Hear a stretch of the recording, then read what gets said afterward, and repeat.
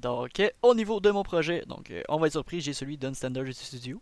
Essentiellement, ce projet-là, ça va être donc de reproduire un pavillon de parc, euh, faire un modèle low poly et high poly, low poly ayant en dessous de 1000 polygones.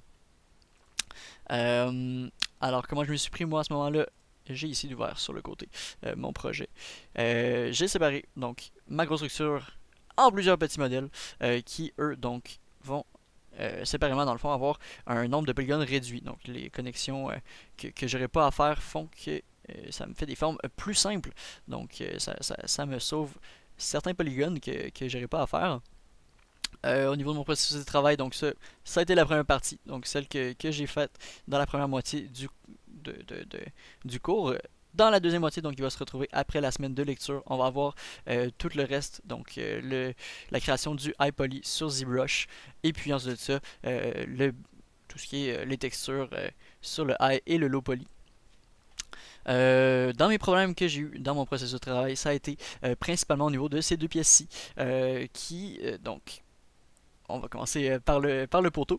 Essentiellement, la forme que je devais reproduire, donc pour le poteau. Si on va reprendre ça ici, et que je fais un petit contrôle plus.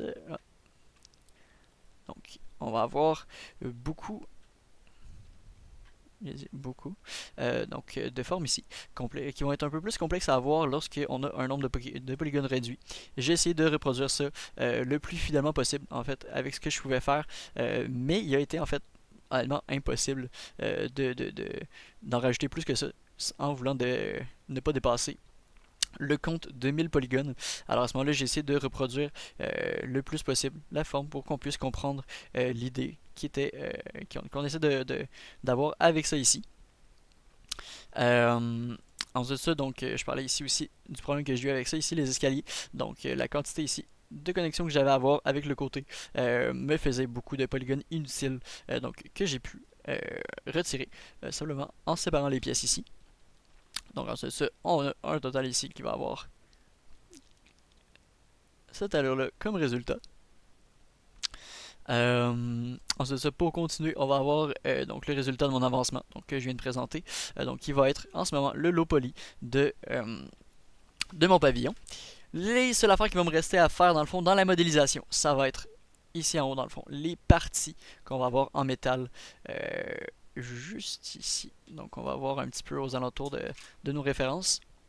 Donc il va y avoir ça qui va rester à modéliser et les clôtures ici, donc que je vais je veux dire projeter sur un plane avec de l'alpha pour le low poly, étant donné que ces pièces-là sont beaucoup trop grosses pour ce qui est demandé.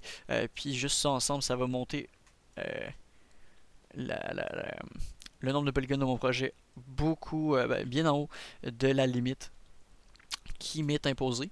Donc ici avec des planes, ça va me permettre de respecter ça. Mais ceux-ci, je vais les garder pour le high poly.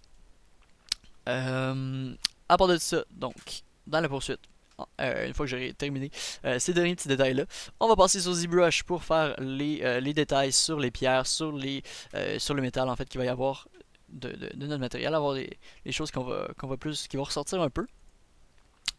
On va se baker ça essentiellement dans Substance Painter sur le low poly. Et puis, on va être prêt après ça à passer à Unreal Engine et bon, là, il va falloir que j'en trouve un logiciel que je vais pouvoir utiliser pour le casque de réalité virtuelle que j'ai réussi à emprunter. Donc, on va même pouvoir aller tester ça en, euh, en mise en situation réelle, étant donné que c'était le, le, le but du projet d'avoir quelque chose qui va être prêt pour du VR. Donc, ça va être bien amusant à essayer. Donc, merci beaucoup de m'avoir écouté. Ça, c'était mon petit projet.